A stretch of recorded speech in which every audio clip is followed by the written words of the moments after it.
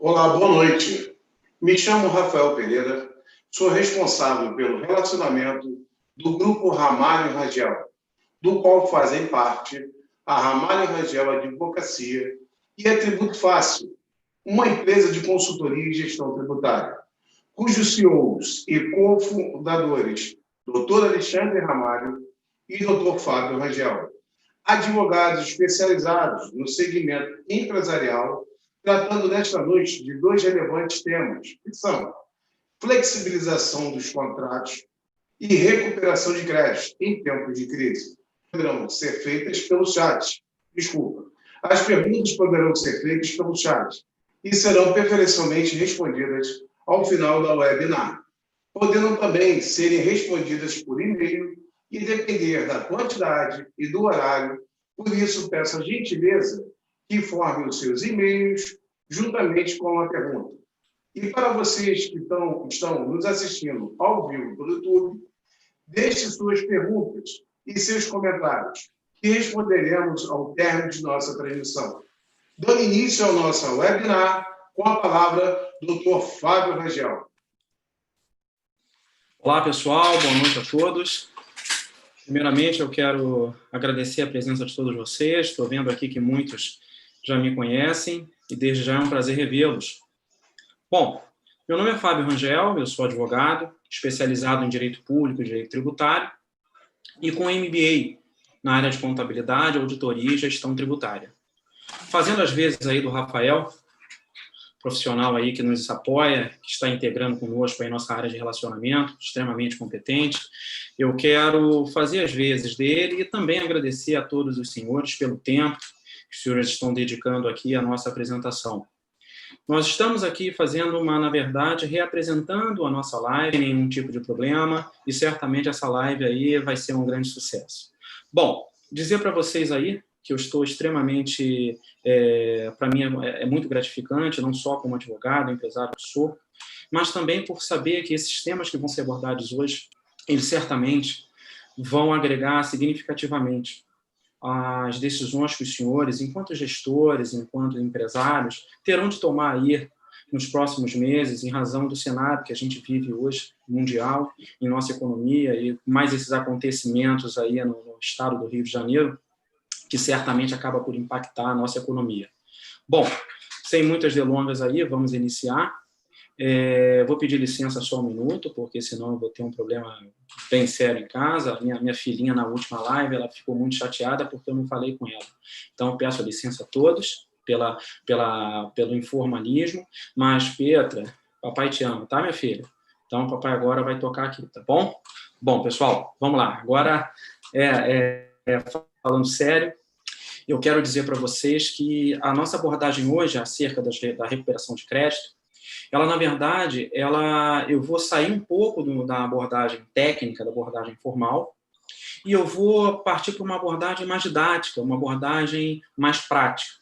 Peço licença aí aos nossos parceiros, nossos profissionais que estão aí conosco, também nos apoiando, mas o objetivo é que todos nós possamos, juntos, entendermos o que, de fato, é a recuperação de crédito,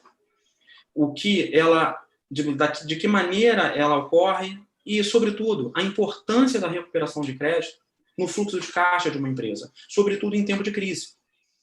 Então, veja, eu inicio aqui o nosso bate-papo trazendo para vocês um dado da revista Infomoney. Empresas de pequeno porte, as empresas de médio porte, chegam a recuperar, em média, até R$700 mil com uma revisão tributária, ou seja, com uma revisão fiscal. Então, de fato, a revisão fiscal ela é uma excelente oportunidade para o empresário para que ele possa transformar a alta carga tributária, o alto custo com a conformidade tributária, em oportunidade, em receita efetiva para o caixa, que em tempo de crise sempre é muito bem-vinda. Só que a gente também aqui quer ponderar com vocês uma máxima que muitos empresários certamente já ouviram dizer, muitos contadores, muitos prestadores de serviço da área fiscal, que, olha, a recuperação fiscal, cuidado, hein? Não faz não, porque ela acaba atraindo fiscalização para a sua empresa. E aí, isso seria um mito, seria uma verdade? Bom, É isso que a gente vai ponderar agora de maneira bem transparente, de maneira bem didática, para que todos nós possamos entender que isso é um mito. Ao longo dos 15 anos de vivência na área fiscal, na área tributária, eu posso efetivamente trazer para vocês aqui os principais motivos que levam uma empresa a sofrer fiscalização, que não a recuperação de crédito. Então, é importante a gente entender que hoje nós vivemos um cenário em que o relacionamento entre o fisco e o contribuinte ele é 100% eletrônico. Ou seja, eu não preciso de um fiscal batendo na minha porta para fiscalizar meu livro, para fiscalizar meu estoque, para que eu tenha uma fiscalização. Hoje, com o advento dos documentos fiscais eletrônicos, o fisco tem, na verdade, em tempo real, todas as suas informações. Veja, quando um fornecedor emite para ti uma nota de venda, uma nota de compra, ele já sabe, o fisco sabe exatamente o que você comprou, na quantidade do que você comprou e no valor que você comprou. E, obviamente, a tributação daquilo que você comprou. Igualmente ocorre na sua venda. Quando você emite uma nota de venda ao seu consumidor final, seja ela nota fiscal eletrônica, seja ela uma nota fiscal ao consumidor eletrônica, seja ela até uma nota fiscal de serviço eletrônica, o fisco também sabe em tempo real aquilo que você vende, por quanto você vende, a tributação daquilo que você vende. Somado a isso, você tem o informe das instituições bancárias e das operadoras e administradoras de máquinas de cartão de crédito informando a tua movimentação financeira do dia 1º ao dia 30 ao fisco. E ele fica, na verdade, somente aguardando o envio das suas declarações acessórias, que nada mais é do que as obrigações que você tem que enviar eletronicamente e mensal da consolidação da tua operação do dia 1º ao dia 30, e feito isso, ele inicia o cruzamento eletrônico das informações. E veja, é o que a gente chama de malha fiscal eletrônica. E qual é o objetivo disso? Apontar divergências na sua escrituração. Apontar divergências entre as informações das suas notas fiscais, apontar divergências entre as informações das suas notas fiscais com a sua escrituração e também com relação às informações fornecidas pelas instituições bancárias, financeiras e da administradora de cartão de crédito. E aí, entenda, essas divergências aí eletronicamente, sistemicamente apontadas, elas já caem direto na caixa do domicílio fiscal eletrônico do contribuinte. O que, a nível de Estado do Rio de Janeiro, nós temos o portal do Fisco Fácil, e nós temos também, a nível de Receita Federal, nós temos o DEC, que é o domicílio eletrônico do contribuinte, aonde essas divergências elas ficam ali aguardando o prazo assinado para que o contribuinte possa fazer a autorregularização, ou seja, para que ele possa, identificando a procedência daquela divergência, corrigir a apuração, ou não procedendo àquela divergência, que ele possa fazer a justificativa dentro do portal. Ou seja, em não fazendo a justificativa, encadear ali um mandado de procedimento fiscal eletrônico, que pode ir desde uma notificação eletrônica para apresentação de documentos complementar até um auto de infração. E aí, veja, totalmente eletrônico. Sem sequer que você tenha recebido a visita de qualquer fiscal na sua empresa.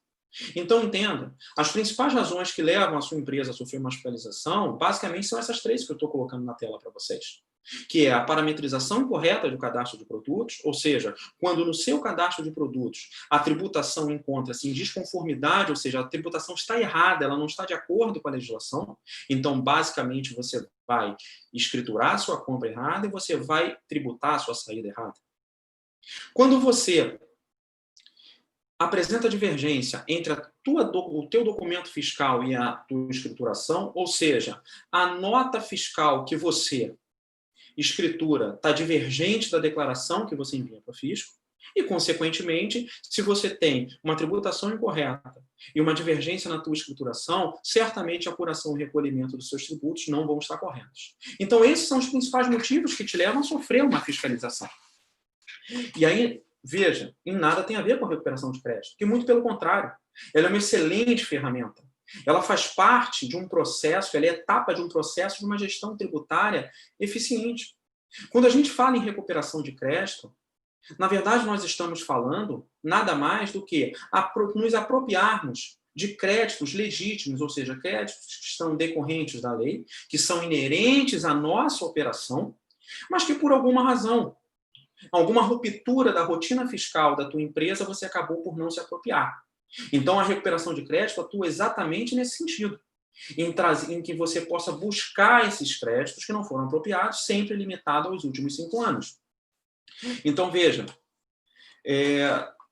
agora que você já sabe que a recuperação de crédito, ela não só não atrai fiscalização, mas como é uma excelente ferramenta para oxigenar o fluxo de caixa da sua empresa, a gente vai falar um pouquinho agora de como a recuperação fiscal ela acontece, como a recuperação de crédito ela se dá. Basicamente, ela pode se dar de 2 maneiras. Ela se dá via administrativa ou via judicial. Na via administrativa, é cabível toda e qualquer hipótese de recuperação de crédito que você não demande uma ação judicial para tanto. Então, veja, você faz todo o processo, você apura através da sua consultoria, através do seu departamento fiscal, você apura esse crédito, materializa esse crédito e faz o pedido de recuperação de crédito, faz o processo de recuperação de crédito diretamente ao fisco. E você pode fazê-lo de 2 maneiras. A primeira é a compensação, aonde você vai fazer uma reapuração da sua escrituração, ou um pedido de PERD-COMP-WEB, e o objetivo aqui qual é? É que você possa compensar esses tributos, esses créditos, com débitos vencidos ou com tributos vencidos, ou seja, aqueles que ainda débitos vencidos ou com tributos vencidos, ou seja, aqueles que ainda vão vencer. Ou, caso você não tenha nenhum débito vencido, e caso você não deseja compensar com débito vencendo, você vai poder fazer também um pedido de restituição, cabível em algumas hipóteses, na qual você não visa compensar. Na verdade, o que você quer é receber o equivalente em dinheiro, em espécie, ao crédito tributário que você recuperou, em que, uma vez sendo homologado, ele é depositado na conta corrente, na conta bancária da empresa. Essa é a via administrativa. Na via judicial, ela vai também desencadear essas mesmas etapas administrativas que eu estou trazendo para vocês. Porém, eu tenho uma etapa judicial antecedente. Ou seja, eu preciso de uma sentença judicial transitada em julgado e, no caso em que eu estiver pleiteando o retroativo os últimos 5 anos, até os últimos 5 anos, eu também vou precisar de uma liquidação desse crédito. Fábio, explique isso melhor. Vamos lá.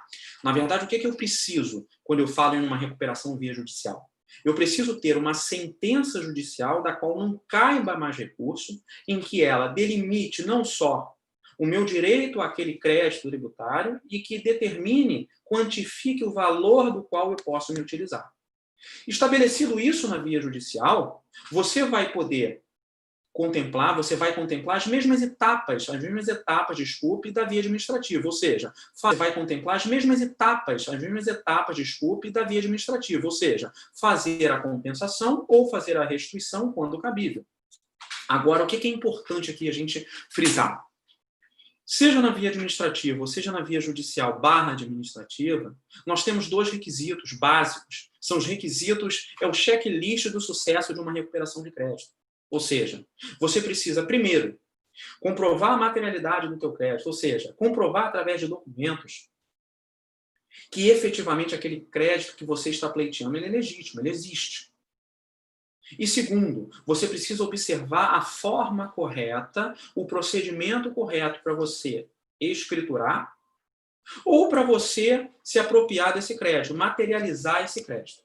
Perfeito? Então, assim, agora que a gente já entendeu como a recuperação de crédito ocorre, o objetivo aqui para vocês, eu vou estar trazendo aqui para a gente poder, um pouco mais na prática, lidar um pouco mais na prática, o dia a dia, de alguns exemplos, algumas possibilidades de recuperação de crédito, seja na via administrativa, seja na via judicial. Mas lembrando que aqui foi alguns exemplos que eu entendo que vai fazer sentido no dia a dia de vocês. Vocês vão estar familiarizados com esses exemplos.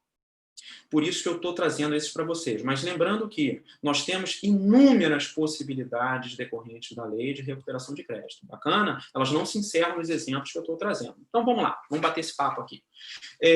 Simples Nacional. O objetivo aqui é mostrar para vocês uma possibilidade trazida pela Lei Complementar 123 de 2006, que é a lei que regula o Simples Nacional. Então, a gente está falando aqui de empresas no regime do Simples Nacional. A lei traz para a gente aí uma boa possibilidade, que é a chamada receita segregada. E o que seria essa receita segregada? Na verdade, a receita segregada é a possibilidade que a lei confere a você, contribuinte, de retirar, de excluir parte do seu faturamento mensal no momento em que você for apurar o imposto a pagar, no momento que você for apurar o Simples Nacional a ser pago. Fábio, me explica. Vamos lá. Hipoteticamente, você faturou 100 mil naquele mês. Desses 100 mil, a lei vai te autorizar, nos casos que nós vamos olhar abaixo, que você exclua 60 mil. Ou seja, você vai apurar e vai recolher o teu Simples Nacional não sobre 100, mas sim sobre 40. Poxa, que bacana, Fábio. Então eu posso fazer isso todo mês, com todos os meus produtos, com todos os meus tributos? Não. A lei ela restringe essa possibilidade de segregação de receita aos tributos do PIS, COFINS e ao ICMS. Em algumas hipóteses que eu coloquei para vocês aí na tela.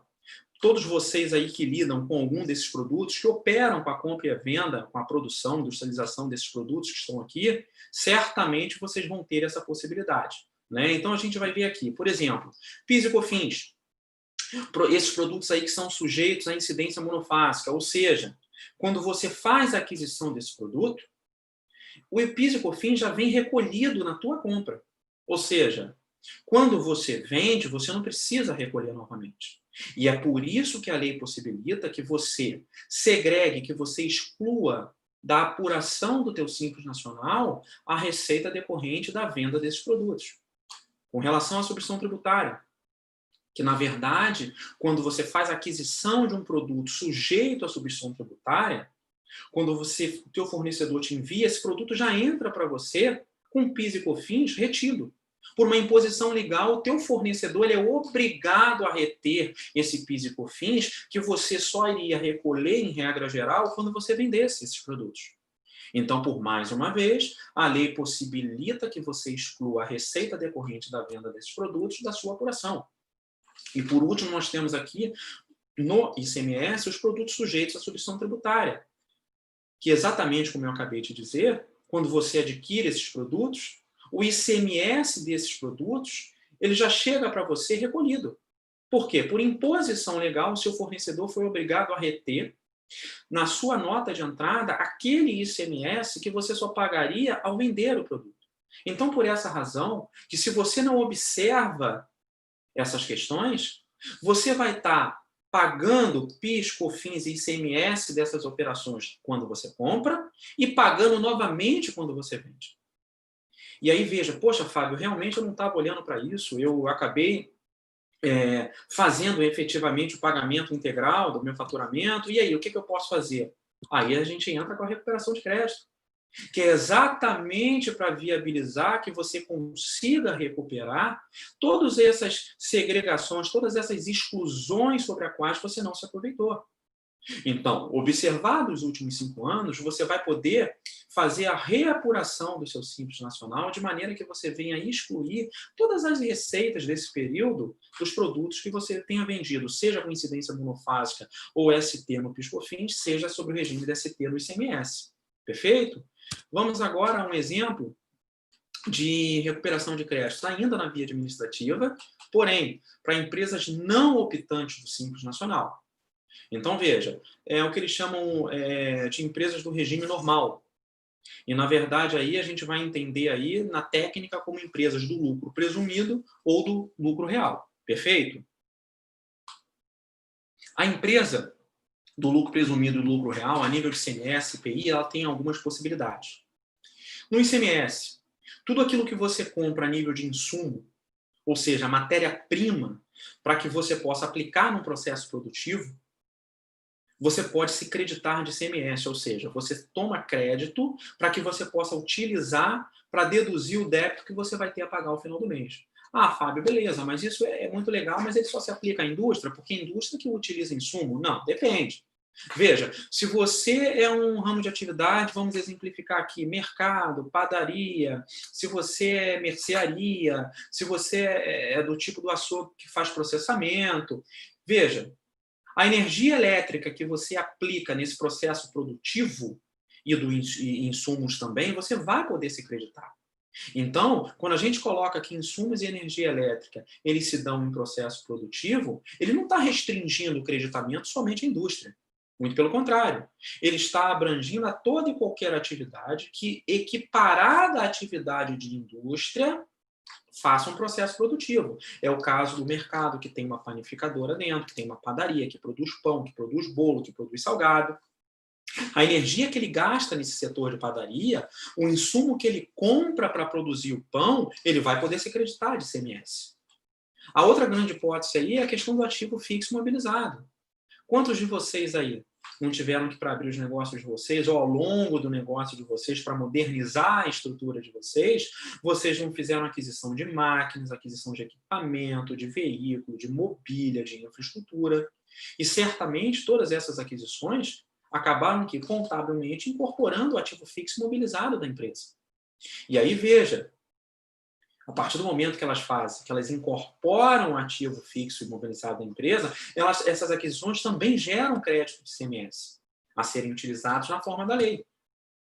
Então, são oportunidades que você tem que talvez você não visualize no seu dia a dia. Que você esteja olhando somente para aquele crédito decorrente do produto que você compra para revender. A nível de PI, a gente tem uma excelente oportunidade, que é aquela indústria que ela trabalha com o mercado exterior, ou seja, o mercado externo, ela faz exportação. E no momento da exportação, a venda dela é desonerada do PI, ou seja, ela não recolhe o PI.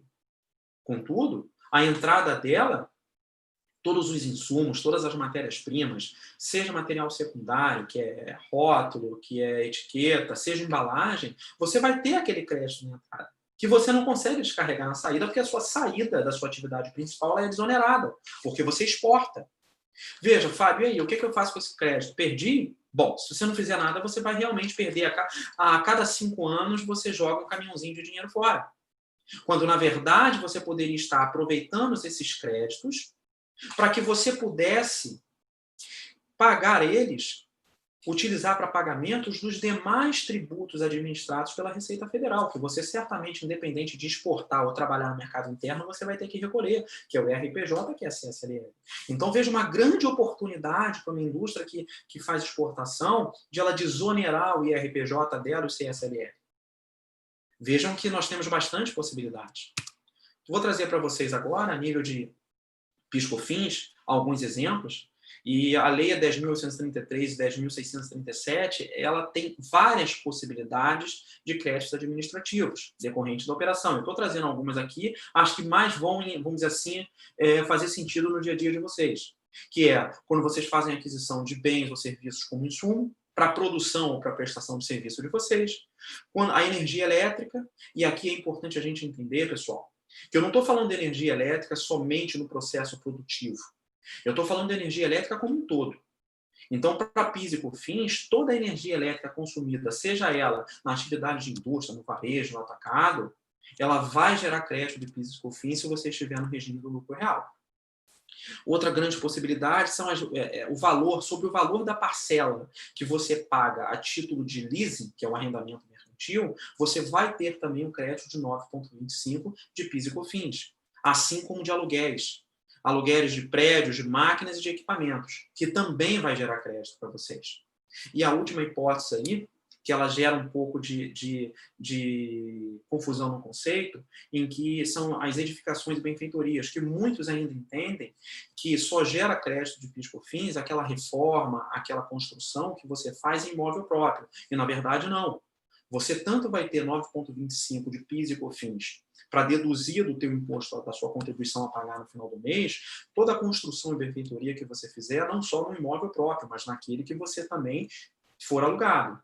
O imóvel alugado também vai gerar esse creditamento. Perfeito? Agora eu vou trazer para vocês, por último, uma possibilidade de recuperação de crédito via judicial. E eu vou trazer para vocês aqui uma tese que está bem em evidência, porque ela tem gerado aí, sobretudo nas últimas notícias aí que explodiu na mídia, né, de duas âncoras do varejo aí com uma recuperação realmente fora do comum. E essa tese ganhou mais ainda robustez, as empresas têm buscado aderir mais ainda a essas teses, né? Então, como é que funciona? É a exclusão do ICMS próprio da base de cálculo do PIS e da COFINS. Ou seja, o que a gente precisa entender é como o PIS e COFINS ele é tributado pela Receita Federal. Na verdade, como é que ela calcula hoje o teu PIS e COFINS? Vamos imaginar aqui, hipoteticamente, que você emitiu uma nota de venda com valor final de nota R$10, na qual R$2 seria ICMS. Veja, a gente está falando de R$10 no valor total, do qual 8 é o teu resultado, 8 agrega o teu patrimônio e 2 você vai repassar para o Estado a nível de ICMS. Então é óbvio que esses R$2 ele não compõem o resultado da tua operação. Perfeito? Essa tese ela bate exatamente nesse sentido. O STF ele veio reconhecer, em sede de repercussão geral, que o ICMS que você destaca no documento fiscal quando você faz uma venda, ele não vai compor o teu patrimônio. Aquele ICMS ele pertence ao Estado. Então, portanto, ele tem que ser excluído no momento em que você for apurar o PIS/COFINS. O que eu estou dizendo, trazendo para aquele mesmo exemplo, seria o seguinte: olha, vendi a 10. 2 é ICMS, eu vou calcular PIS e COFINS sobre 8. E eu não vou calcular PIS e COFINS sobre 2. Perfeito? Isso aí é importante a gente deixar claro. E por último aí, a gente precisa entender também o seguinte: Fábio, poxa, que bacana. Eu tenho aqui poxa, que bacana. Eu tenho aqui o judiciário, ele tá entendendo, está me dando segurança jurídica. É importante também eu trazer para vocês aqui a questão da repercussão geral, que nada mais é o quê? A decisão do STF ela é vinculante a todos os tribunais do país, ou seja, todos os juízes deverão decidir de acordo com a decisão do STF. Então, não há possibilidade que você ajuize uma ação em que você não tenha a mesma decisão dada, conferida pelo STF. Pô, bacana, Fábio, mas aí, tudo bem, o judiciário pensa assim. Mas e a Receita Federal? Bom, a gente vai entender aí. Vejam que a PGFN, em conjunto, que é a Procuradoria-Geral da Fazenda, em conjunto com a própria Receita Federal, já editaram uma portaria conjunta no sentido de não mais contestar a ação e não recorrer das decisões judiciais desfavoráveis à Fazenda, ou seja, concedendo o direito ao contribuinte de exclusão do ICMS próprio, da base do cálculo do PIS e da COFINS. E aí você veja que a segurança jurídica ela é plena na via judicial. E quando a gente vai para a via administrativa, nós temos aí, por último, a Receita Federal, em que edita uma solução de consulta, na qual ela, reconhecendo a eficácia da decisão do STF, já, inclusive, edita procedimento próprio para que você possa fazer a exclusão do ICMS da base do PIS e COFINS quando for apurar. Então, veja, já no layout do SPED, contribuições, já existe bloco próprio para que você possa fazer a desoneração. Então, a desoneração do PIS e da COFINS, mediante a exclusão do ICMS, é uma realidade. É uma realidade para o judiciário e uma realidade para o fisco. O que você, contribuinte, precisa fazer é ajuizar a sua ação, ter reconhecido o teu direito, nas hipóteses em que for cabível, poder pleitear os teus últimos 5 anos e escriturar isso de maneira correta. Certamente você vai ter, mediante a tua ação, mês seguinte você já vai estar pagando menos o teu PIS e COFINS. É só vamos fazer uma conta rápida? Fábio, beleza. Quanto isso representa para mim no mês de economia?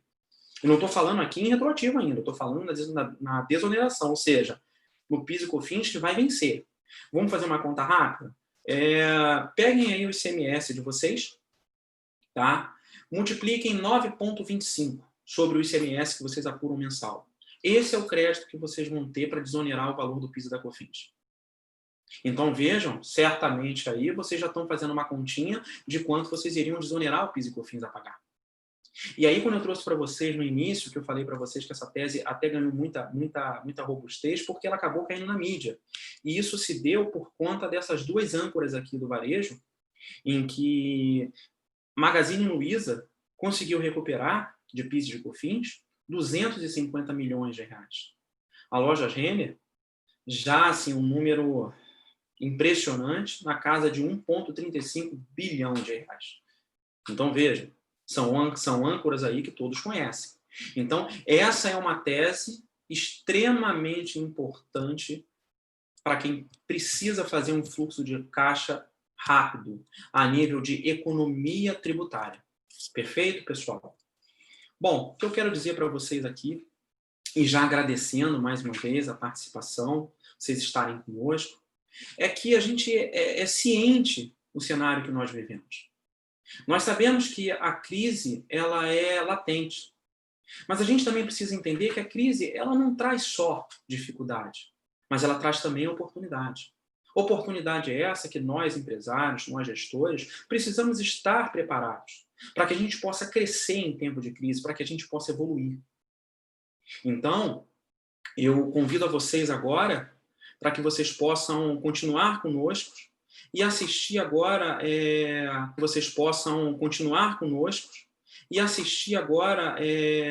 o bate-papo agora com o meu sócio, Alexandre Ramalho, excelente profissional, um advogado sem igual e que muito agrega nessa questão contratual. O que ele vai trazer para vocês são dicas, são orientações extremamente importantes, porque eu tenho certeza que todos vocês aí, nessa instabilidade em que nós vivemos, todos vocês hoje se perguntam o que fazer com relação aos contratos de aluguel, aos contratos com fornecedores, aos contratos de trabalho. E ouçam aí o que o Alexandre tem a falar, que certamente vai agregar muito aos senhores. Com a palavra aí, Alexandre, a bola está contigo, meu amigo.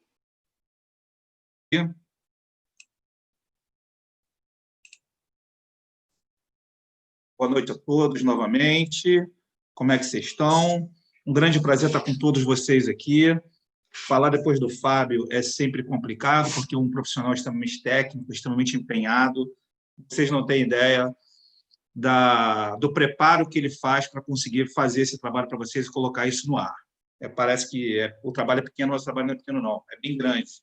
Eu quero aproveitar e agradecer a todos vocês, meus cumprimentos iniciais a todos que estão nos assistindo. Eu quero citar algumas pessoas aqui, porque eu consigo ver algumas pessoas, outras eu não consigo. Então, eu quero agradecer a NET de São Paulo, o Breno, o Emilson também, que é nosso cliente, está conosco aqui, Flávia, João, que eu acredito que, tal como está João Luiz aqui, eu acredito que seja João Naná, um amigo que é promotor da Bahia, grande amigo. Está aqui, não, o dele é João Paulo, com certeza, porque tem vários Joãos aqui.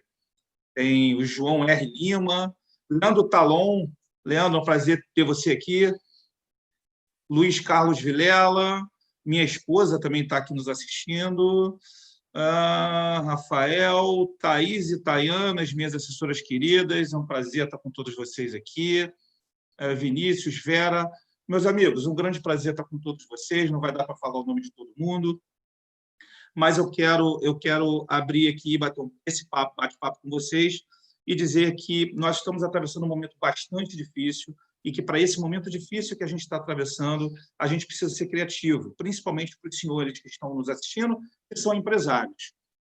E aí eu trouxe para os senhores aqui, para vocês, né, vamos chamar vocês de vocês, são os amigos, a fábula do imperador chinês e do sábio. E o que comporta essa fábula?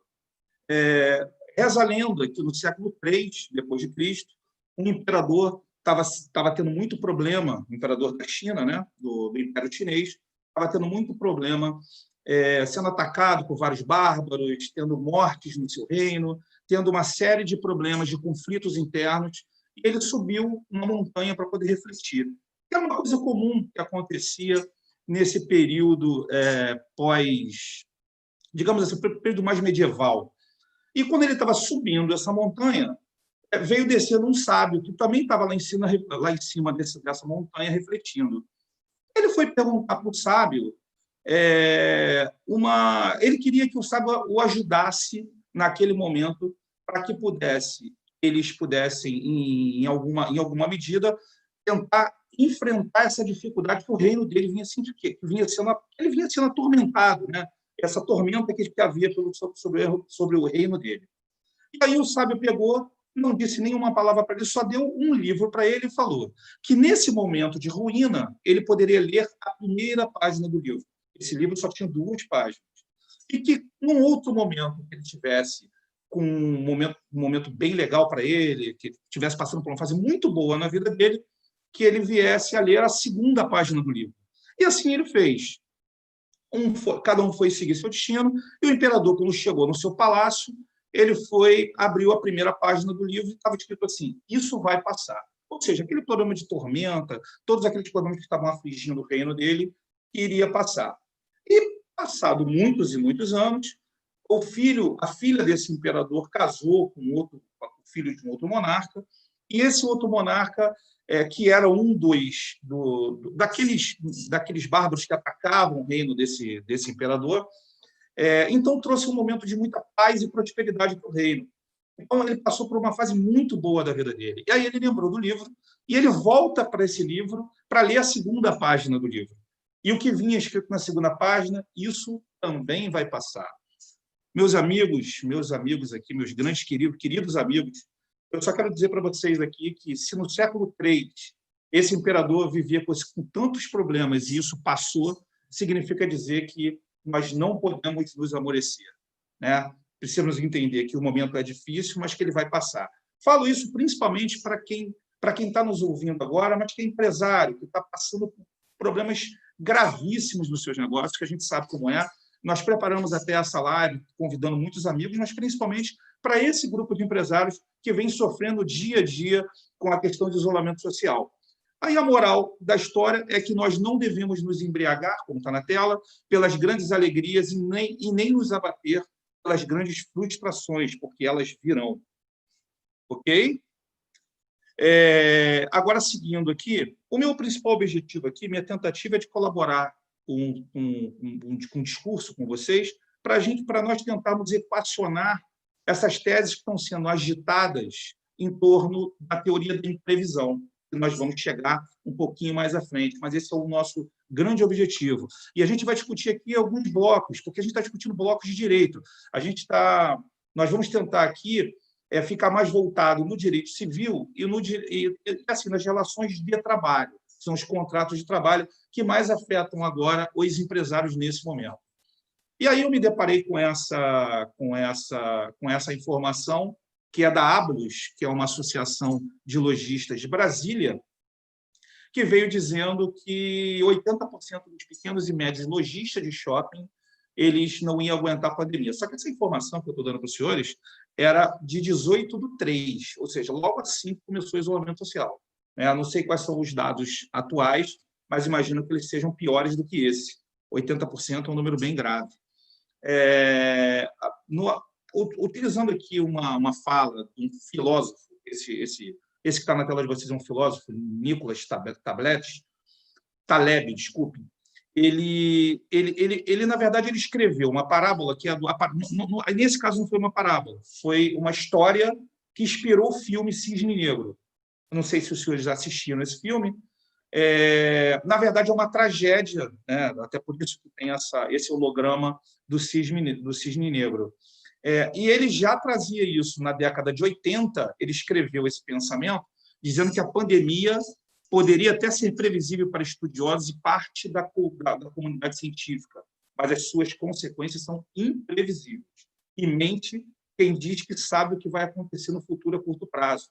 Estamos diante de um cisne negro. Ele escreveu isso, veja, não porque nós já tivéssemos sido afetados por alguma pandemia, mas prevendo que isso fosse acontecer, né? E logo depois Estrela trouxe o filme Cisne Negro, que estreou, se não me engano, foi em 2010, trazendo uma história de superação, né? É um problema de homônima que há, em que é inspirado nesse livro, esse filósofo. Meus amigos, a gente precisa entender que, nesse momento que a gente vive, nós temos uma cooperação, a gente precisa trabalhar com uma cooperação para que todos possam ganhar ou perder juntos. Eu penso que a sociedade passou por determinados momentos em que todos ganharam. Talvez vamos enfrentar um segundo momento agora em que todos vão perder. E tem uma máxima do direito, e aqui a gente tem vários amigos que são do direito que estão nos ouvindo, que veio cruzando, eu não sei exatamente quantos séculos, mas muitos séculos. Né? Desde Roma, ele veio trazendo um brocardo, né, do direito que diz que nós temos que viver honestamente, não lesar a outra e dar a cada um o que é seu. E por que eu quero trazer esse dado para vocês? Porque a base do que nós vamos discutir agora é o contrato. E o contrato é a grande base do direito civil moderno. E também foi a grande base do direito civil nesse período em que ele veio passando, que ele veio transitando entre o período de poucas luzes, né? O período em que você tinha o século XVII, século XVIII, e essa transição que ele veio passando para essa fase mais moderna. Então, o contrato ele é a base da estrutura econômica de qualquer Estado. A gente pode começar dizendo, por exemplo, só para a gente estruturar a fala, o contrato, a Constituição Federal, muitos doutrinadores atribuem ao nome de pacto societatis, ou seja, contrato social. Desde Hobbes, enfim, vários teólogos já vinham dizendo, vários teóricos vinham sustentando a teoria do pacto social, né, que é o grande pacto que você tem, que você vai cumprir algo, né, que você tem direitos e deveres a partir de um instrumento normativo que é a Constituição Federal.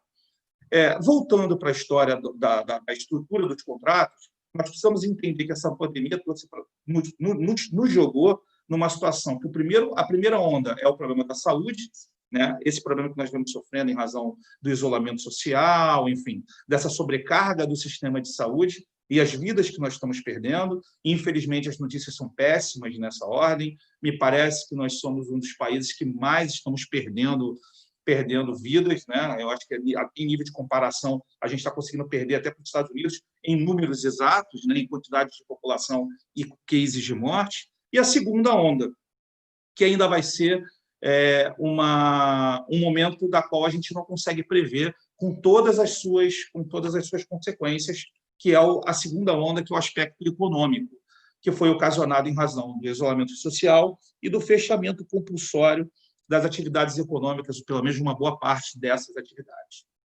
E aí nasce, então, a base do que nós vamos discutir aqui, que é a teoria da imprevisão. Partindo da premissa que a nossa sociedade se sustenta a partir de contrato, e se todas as nossas relações jurídicas elas são estruturadas com base no contrato, eu posso dar alguns exemplos para os senhores aqui, principalmente para aqueles que não são do direito. A gente já falei para vocês do contrato social, da teoria do contrato social em relação à Constituição Federal. Você pode utilizar, por exemplo, o casamento, contrato de casamento, embora tenha alguma divergência em relação a esse tema, mas a boa parte da doutrina entende que ele é um contrato, a base estrutural dele é contrato. Alguns dizem que é uma instituição, outros dizem que é um contrato. Eu acredito que é um contrato. Também penso que ele é um contrato. Qualquer obrigação mais simples que você faça no seu dia a dia envolve contrato. Então, você tem contratos de compra e venda, contrato de locação, e, às vezes, até aquilo que é o mais básico. Você sabe pegar um ônibus. Né? Naquele momento em que você faz o sinal para o ônibus, que você pega o ônibus, você está fazendo um contrato ali de transporte, embora você não tenha um contrato, um instrumento contratual propriamente dito. Quando você vai ao shopping e você vai comprar um lanche ou vai para um restaurante, você está contratando. Ou seja, você está na obrigação de pagar e aquele sujeito da qual você está contratando a comida tem uma obrigação de dar. Você paga com dinheiro, né, ou com equivalente, e ele te restitui isso como uma obrigação de fazer, né, como uma obrigação de dar, que nesse caso fazer seria serviço. Nesse caso, como é alimento, como é um produto, ele tem uma obrigação de dar. Então, a nossa base da estrutura do Estado e da sociedade, ela precisa do contrato para que nós tenhamos, principalmente, um negócio que vai ser muito discutido nos próximos momentos em que nós vamos seguir à frente, que é segurança jurídica. E aí, voltando para a teoria da imprevisão, o Código ele veio sofrendo algumas alterações. Nós tivemos uma primeira redação do Código, que a gente chama de Código Bevilacqua, de 1916, que entrou em vigor em 1918, e temos o Código 2002, que reformou esse Código de 16. Pois bem, a teoria da imprevisão ela veio ao longo do tempo sendo retratada ali como uma ferramenta ou um instrumento da qual aqueles contratantes pudessem lançar mão desses institutos para que pudessem flexibilizar ou flexionar determinadas obrigações, caso você tivesse um momento da qual você não conseguisse prever, né? E aí está aí o 478 do novo Código Civil, não é tão novo assim, ele é de 2002, já tem alguns aninhos aí, mas esse artigo ele foi alterado, mas ele também estava presente no Código Bevilacqua, ou seja, o próprio direito civil, entendendo que existem momentos em que vão acontecer fatos extraordinários e imprevisíveis, ele lança a mão de uma ferramenta para quê? Para que eu não tenha uma ruína dos contratos. Porque a ruína dos contratos pode ser uma ruína da sociedade. Porque imagina se daqui a pouco todo mundo passar a não cumprir mais as suas obrigações ou não cumprir mais seus contratos. Simplesmente a gente vai ter um caos social e aí não vai ter nem direito, nem ninguém que vai conseguir estruturar novamente o Estado, né? Porque a base está vinculada ao contrato. E aí o que diz, eu só vou, como está na tela para vocês lerem, só vou trazer outros pontos que eu entendo que são importantes. O que ele diz aqui é que nos contratos de obrigação de execução continuada, e aí eu posso dar exemplo de vários, o contrato de locação, um contrato de trabalho, da qual a pessoa presta o serviço para o empresário, né? E mensalmente ele recebe a conta-prestação, ou diferida, né? Quando você tem ela no momento continuada, ou quando você vai pagar no momento a posteriori, que é a questão do diferimento. Essa prestação ela pode se tornar excessivamente onerosa em virtude de acontecimentos extraordinários e imprevisíveis. O que está querendo dizer esse artigo? Significa dizer o seguinte: se eu tenho um contrato de locação, por exemplo, né? Eu tenho uma empresa que tem um contrato de locação. Se acontece um fato imprevisível, exemplo, pandemia, não posso desenvolver a minha atividade econômica. O que eu posso fazer para cumprir? Como eu vou fazer para poder cumprir essa obrigação que eu me estabeleci nas regras contratuais, da qual eu tinha uma obrigação de pagar, e não vou ter mais condições de pagar porque eu não consigo desenvolver mais a minha atividade econômica. É exatamente o que ele está dizendo aqui no artigo. Acontecimento extraordinário e imprevisível, ou seja, não poderia ser alguma coisa que seria possível você prever. E eu penso que a questão da pandemia é exatamente um fato, um acontecimento que ele, de fato, é extraordinário, tanto que a última que nós tivemos foi em 1918, e é imprevisível, você não tinha como prever. E não há ainda como prever, por exemplo, os efeitos que essa pandemia vai trazer. Qualquer direção que a gente queira dar aqui, no sentido de tentar prever fatos ainda que são impossíveis de você traçar um mínimo paralelo, porque nós não temos uma referência, nós vamos encaixar exatamente na hipótese do 478, mas nós precisamos entender, eu quero que vocês entendam aqui, que a teoria da imprevisão ela só pode ser aplicada com moderação, ou seja, ela tem que ser aplicada, sim, desde que o empresário, o empreendedor, realmente precise, não só o empresário, mas as pessoas, de uma maneira geral, consigam comprovar que, por conta desse fato do príncipe, ou seja, esse fato extraordinário que impede que eu possa exercer minha atividade econômica, ele, de fato, ele ocorre e se encaixa na minha situação, no momento em que eu estou vivendo enquanto empresário. De modo que eu só conseguiria utilizar isso desde que eu comprove efetivamente esses requisitos. Ou seja, eu preciso provar que aquele fato concreto que está acontecendo comigo, ele se encaixa exatamente na hipótese da lei, sob pena dela não ser configurada. E aí, entrando agora dentro da estrutura do fato do príncipe, ou seja, o fato do príncipe é sempre que há uma lei, um ato administrativo que impede que você faça algo. Existem vários, que eu posso dar um exemplo. Por exemplo, vamos tirar a pandemia do jogo, vamos colocar aqui, por exemplo, a desapropriação. Quando você tem, imagina que você tem uma fábrica, você está lá produzindo uma determinada atividade econômica. Por exemplo, a gente tem um cliente que fabrica esse álcool em gel aqui. Imagina que a fábrica dele o Estado fosse lá e quisesse desapropriar a atividade, o imóvel da qual ele está alojado. É evidente que ele está desapropriando o imóvel e vai impedir a atividade econômica. Como ele vai fazer isso? Fundamentado em alguns requisitos que a legislação coloca para ele, né, que são interesses ou seja, que estão além da vontade do administrador, ou seja, está muito mais voltado ao interesse público, essa desapropriação, ou seja, ela é considerada um fato príncipes, ou seja, é um fato da qual eu, enquanto administrado, não tenho como me opor, não naquele momento, não naquele formato.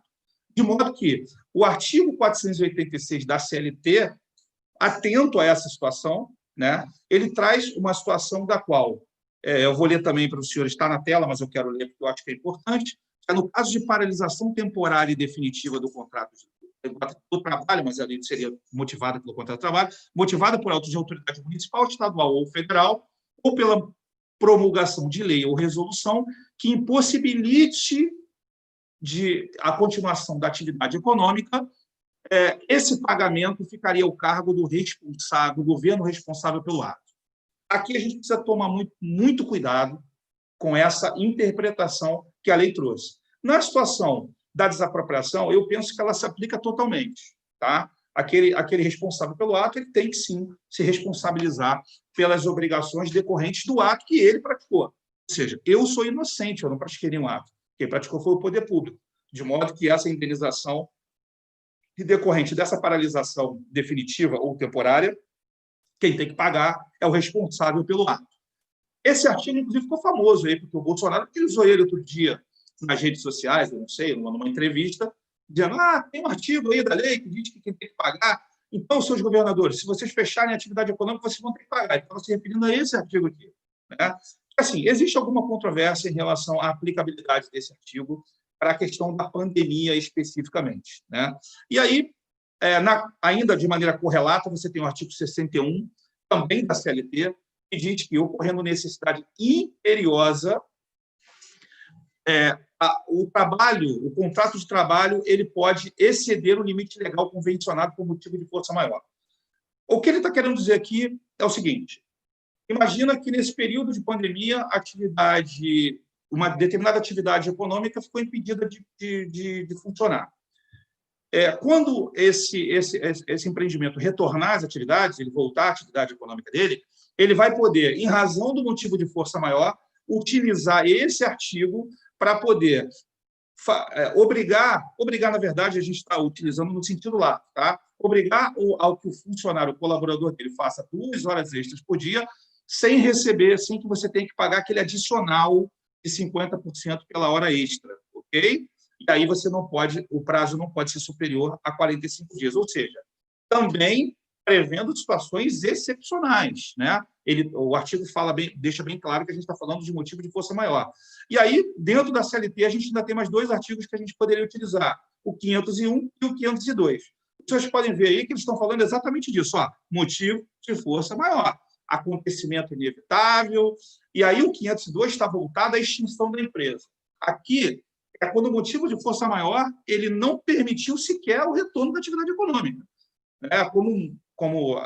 Se vocês fizerem uma correlação com aquele dado que eu trouxe da Abros, né, que 80% das atividades não teriam condições de sobrevida, a gente pode encaixar aqui no 502, porque esse motivo de força maior pode causar a extinção da empresa. E aí nós temos também aqui algumas flexibilizações na CLT prevendo essa situação excepcional, ok? Mas é sempre importante a gente entender que a legislação sempre traz essa questão vinculada à questão da força maior, do fato extraordinário e imprevisível. Então, a gente sempre precisa utilizar isso como critério.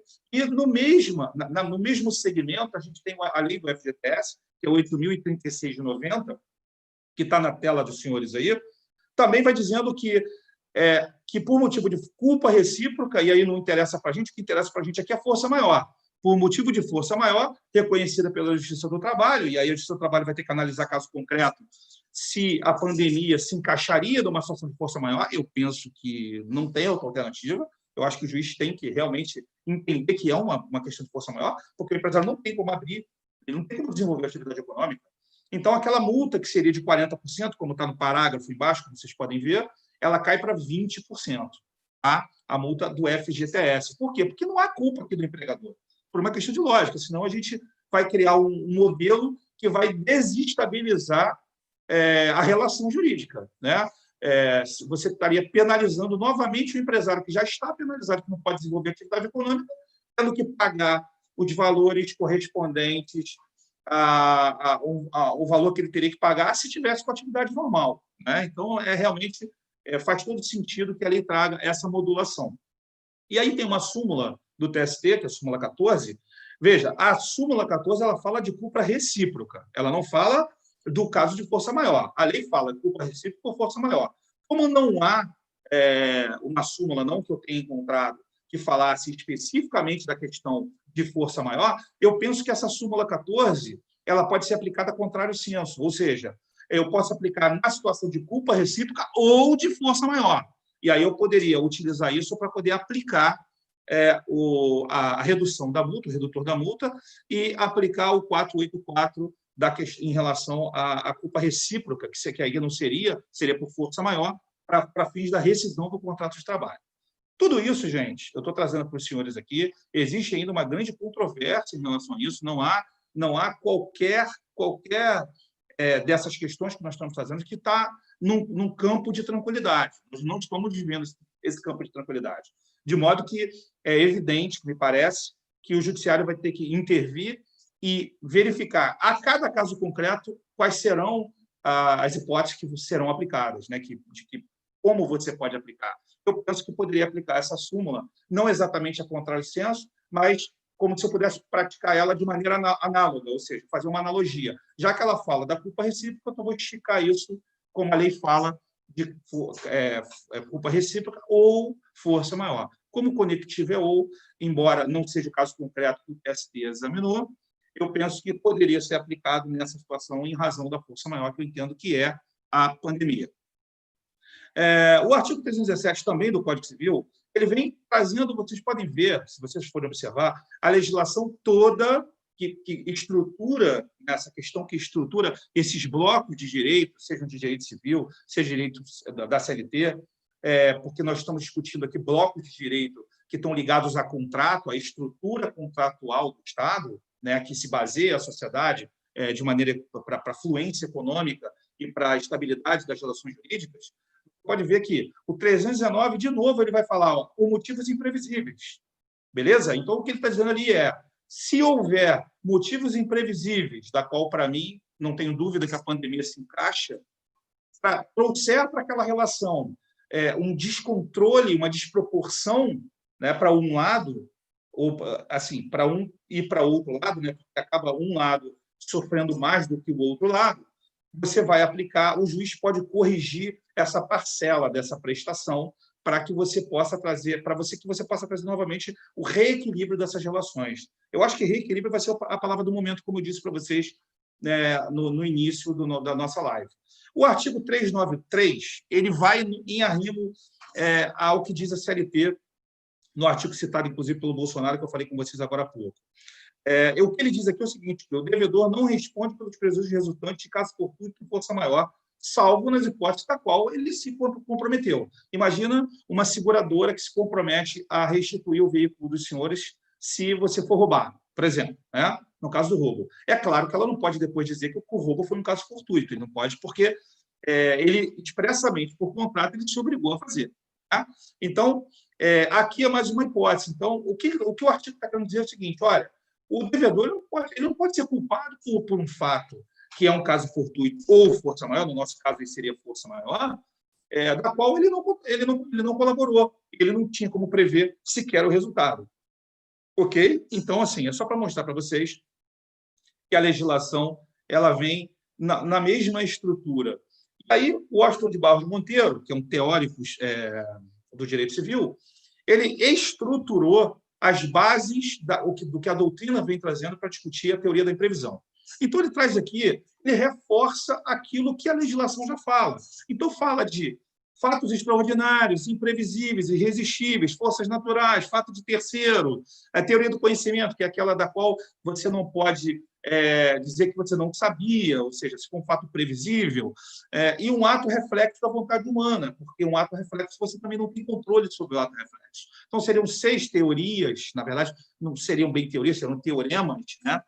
Que você poderia estruturar e embasar a teoria da imprevisão. Para mim, ele sustenta que seriam todas teorias, mas eu penso que eles seriam teoremas dentro da estrutura principal da teoria da imprevisão. Todos eles serviriam para estruturar a teoria da imprevisão. E o que eu estou trazendo para vocês aqui agora quando você tem um desequilíbrio contratual e você vai ao judiciário porque você não conseguiu harmonizar os direitos de maneira consensual, você pode ir para o judiciário e tentar buscar o resultado final da sua ação de maneira antecipada. É o que a gente chama vulgarmente de liminar, aqui a gente vai chamar de tutela, é uma forma de tutela de urgência. Esse é o artigo da lei que diz que o juiz pode, se houver probabilidade do direito e perigo de dano e eventualmente, um risco ao resultado final do processo, ou seja, se no final do processo, que vai levar 2 anos, 3 anos, quando ele for dar a sentença, ele verificar que de mais nada vai adiantar, imagina se você entra com uma ação para tentar abrir a sua loja no shopping. Se você esperar daqui a 2 anos o resultado final da ação, ele liberar a sua atividade, não vai servir de nada o seu processo. De modo que a legislação traz o artigo 300 para quê? Para justificar uma antecipação desse pedido futuro. Ok? Então, o artigo 300 está aqui para que você possa alcançar um resultado que você só alcançaria ao final do processo de maneira antecipada, em razão da urgência e do perigo de dano. Ok? Vamos ver o que mais a gente vai falar aqui. Bom, projeto de lei do senador Anastasia. Projeto de lei 11.179 de 2020. Esse projeto de lei ele altera significativamente várias leis, tá? Mas eu vou focar mais aqui no direito civil. Ele traz aqui um regime transitório, ele propõe um regime transitório. E antes de eu fazer esse bate-papo com vocês, eu entrei para verificar se havia já uma sanção, porque ele já foi aprovado na Câmara, já foi aprovado no Senado e já foi para a sanção presidencial, mas ainda não foi sancionado. Ou seja, ele continua ainda com status de projeto de lei, ainda não tem força coercitiva.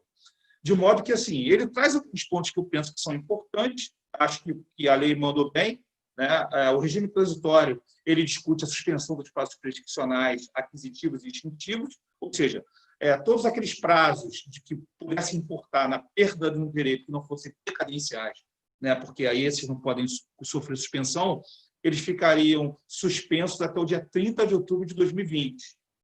Ok? Então, você precisa exercer um determinado direito. Se você não exerce esse direito até esse prazo, se por alguma razão você estivesse perdendo esse prazo nesse interregno até dia 30 de outubro, esse prazo estaria suspenso, de modo que você não seria afetado por ele. Uma outra coisa que eu acho legal também é a suspensão da aplicação do artigo 49 do Código de Defesa do Consumidor. Por uma questão óbvia, imagina que você tem uma loja de sapatos e eu vou lá comprar o sapato, ou comprasse o sapato um dia antes do fechamento do shopping. E aí você dissesse para mim, então, ok, você vem pegar o sapato na segunda-feira. Só que segunda-feira o shopping estava fechado. Como é que eu vou fazer para aplicar o 49, que eu teria que restituir esse bem ou dinheiro para a parte, se eu não tivesse como fazer isso? Então, eu acho que a suspensão da aplicação do 49 nesse particular é muito importante, até porque você não tem como cumprir. Se você não tem delivery, como é que você vai cumprir a sua obrigação? Então, seria impossível que você cumprisse essa obrigação. E aí seria uma obrigação diabólica, você teria como cumprir, de modo que eu penso que é bem razoável também a suspensão desse período, né? Desse artigo, desse período do artigo 49. Outro ponto que eu acho importante é que não vai se conceder liminar para desocupação de imóveis, ou seja, o inquilino lá que não está conseguindo pagar o aluguel por causa da pandemia. Pois ele não vai poder se despejar. É o que eu falei para você, todo mundo ganha, todo mundo perde, e esse momento talvez seja o momento que todo mundo perde. Pior seria se você pudesse despejar esse cara e esse cara fosse com a família dele para a rua. Aí nós teremos uma catástrofe social pior do que ela já vem sinalizando que vai ser. Outro ponto que eu penso que poderia ser importante, mas foi retirado, né? Ele, quando saiu da Câmara, foi para o Senado, ele, na verdade, foi o contrário. Quando ele saiu do Senado e foi para a Câmara, retiraram o artigo 10, que contemplava a suspensão do pagamento dos aluguéis entre o período de 20 de março a 20 de outubro. Ou seja, a legislação não vai se meter nessa questão, e aí cada um que se sentir lesado ou que precisar por alguma razão, vai ter que discutir o caso concreto no judiciário, com base na teoria da imprevisão, e pedir a modulação das obrigações para que elas sejam equânimes, para que elas consigam ficar equilibradas. Não tem jeito. O artigo 10 não vai regular essa obrigação em razão dele ter sido retirado lá da pauta, eu acho que do Senado, se eu não me engano. Não sei o que houve. Nós temos aqui, então, assim, a estrutura vai dizer para a gente o seguinte: a gente está falando de bloco, são blocos de proteção dessas estabilidades em relação ao Código Civil. E nós temos um bloco, podemos dizer assim, que seria ligado à teoria da previsão. Nós temos o 478, o 479 e o 480 do Código Civil, e todos vão naquela mesma batida, tá? Quando a gente estiver falando sempre de situações que podem ser evitadas, imprevisíveis, extraordinárias, sempre que houver essa relação, a gente vai imaginar que nós podemos nos utilizar dessas ferramentas, ok? Bom, aqui eu trago para vocês alguns julgados. Esses julgados foram divulgados pelo GAPRI, que é um órgão que é do governo de São Paulo, mas que estava se discutindo a questão da federalização desse órgão para se utilizar como critério para todas as outras estruturas. E esse boletim ele traz vários julgados que são importantes, exatamente ligados à questão da imprevisão. Então, assim, além desses que estão na tela, eu vou ler alguns para vocês que não estão na tela aqui, que eu acho que são importantes. Teve um caso aqui, por exemplo, que um juiz de São Paulo não deferiu a busca e apreensão em razão da pandemia. Então, Paraná, são vários julgados de a teoria da imprevisão. Todos eles aqui utilizam o mesmo fundamento. Tem mais uma aqui também interessante. O magistrado suspende penhora online por conta da crise do coronavírus, em razão da dificuldade que teria de ser cumpridas essas obrigações nesse período. Uma outra, credor não deve incluir o nome do devedor no Serasa durante a pandemia. Então, assim, são diversas decisões pelo Brasil todo que estruturam a base da teoria da imprevisão, que, na verdade, vão trazer a aplicação jurídica desses fatos especificamente para essa questão de pandemia. Ou seja, eu vou repetir aqui, eu me inspiro muito nesse cara. Né? Esse é um poema chamado Invicto, que foi escrito por William Ernest. Esse cara escreveu esse poema em 1889. Deixa eu só consultar aqui para dar para vocês o dado concreto. Ele escreveu esse poema em 1849. E por que eu acho que ele é importante? Ele é importante na minha compreensão, e esse poema me inspira muito, porque ele inspirou nada mais, nada menos que Nelson Mandela. E aí, líder da África do Sul, talvez o maior líder negro de todos os tempos, ganhou o Prêmio Nobel da Paz de 93, foi presidente da África do Sul de 94 a 99 e ficou 27 anos preso. Mas a história de Nelson Mandela é bem complicada, porque ele foi preso em um momento em que ele foi considerado um anarquista do Estado, porque ele defendia a quebra do apartheid, que era aquele regime que separava os negros dos brancos na África do Sul. Ele foi o maior idealizador desse regime, e por conta de determinados momentos em que essa luta da qual ele participou, ela se tornou muito violenta, realmente ela foi muito violenta, morreram muitas pessoas. Ele foi considerado anarquista e foi preso pelo Estado, foi condenado pelo Estado, e na época em que esses fatos aconteceram, havia duas possibilidades para ele: pena de morte ou prisão perpétua. Tudo caminhava para prisão, para pena de morte, né, que era o comum para essas situações. Mas o juiz ficou sensibilizado pelo discurso que ele fez, porque ele fez um discurso no dia da prisão, no dia do julgamento dele. O juiz ficou sensibilizado e acabou convertendo a prisão dele, que seria uma prisão perpétua, uma pena de morte, para prisão perpétua. Assim, nada que acalente demais ninguém, né? Porque você só não ia morrer agora, você ia morrer na prisão. Então, seria realmente um fato extremamente inóspito, porque não havia qualquer possibilidade de ele sair da prisão a curto prazo. Ele não tinha como fazer planos. Com uma prisão perpétua, que planos você vai fazer? Né? E depois ele ficou 27 anos preso.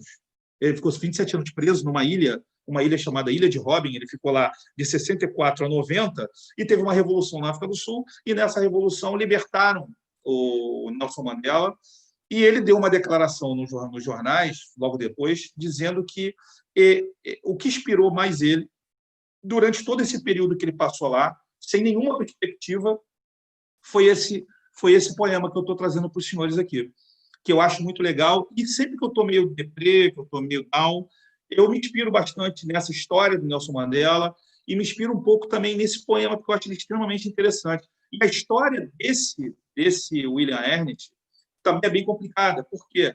Porque ele teve uma vida muito difícil, ele foi tuberculoso desde os 12 anos, teve uma perna amputada aos 16 anos, por causa de uma doença, teve que trabalhar com a perna amputada e tuberculoso para sustentar mães e filhos após a morte do seu pai, e ainda perdeu a sua única filha de meningite aos 6 anos de idade. Ou seja, a vida do cara não foi fácil. E ele escreveu isso na prisão. E essa história desse autor, que escreveu esse poema, inspirou nada mais, nada menos que Nelson Mandela. Então, eu bebo dessa fonte, que eu acho que é uma grande inspiração. Eu quero dar uma lida para vocês aqui, vai ser rápido. Aspas, o que diz o poema. Da noite escura que me encobre, como uma cova de lado a lado, agradeço a todos os deuses a minha alma invencível. Nas garras ardis das circunstâncias, não titubeei e sequer chorei. Sob os golpes do infortúnio, minha cabeça sangra, ainda erguida. Além desse vale de ira e lágrimas, assoma-se o horror das sombras. E, apesar dos anos ameaçadores, encontram-me sempre destemido. Não importa o quão estreita é a passagem, nem quantas punições ainda sofrerei. Sou o senhor do meu destino e o condutor da minha alma. Eu acho que, com essas palavras, eu encerro. Eu agradeço a todos os senhores pelo tempo em que os senhores estiveram comigo. Eu quero aqui agradecer ao Fábio Rangel, meu sócio, um cara brilhante. Acredito que as palavras dele devem ter ajudado muitos senhores, porque ele é muito bom nessa questão relativa à recuperação de créditos. Eu acho que pode ter auxiliado muito os senhores. Eu quero agradecer também ao Rafael, que também nos auxiliou aqui, que veio para nos ajudar. É um grande cara, é um grande parceiro de negócio. Quero agradecer a cada um dos senhores, que eu não terei como falar o nome de todos, alguns eu já falei no início. Eu vi agora o Regis também, que entrou, eu não sei exatamente em que momento que ele entrou, mas eu quero agradecer a cada um de vocês. Sintam-se abraçados por mim e pela nossa equipe. Nós fizemos muito carinho, sempre tem um probleminha aqui, outro problema ali. Eu peço desculpa para os senhores, mas a gente está aqui para tentar auxiliá-los. É a história da caixa de ferramenta que eu disse para os senhores, né? Quanto mais informação a gente tem, a gente consegue utilizar isso como uma caixa de ferramenta. Mais ferramentas você tem para você poder lidar com as dificuldades da vida. E, para fechar, eu já era para ter fechado, mas assim, só para a gente poder fechar, eu vi outro dia, não sei exatamente aonde, alguém dizendo que o conhecimento é como um banco, né? Você só retira aquilo que você coloca.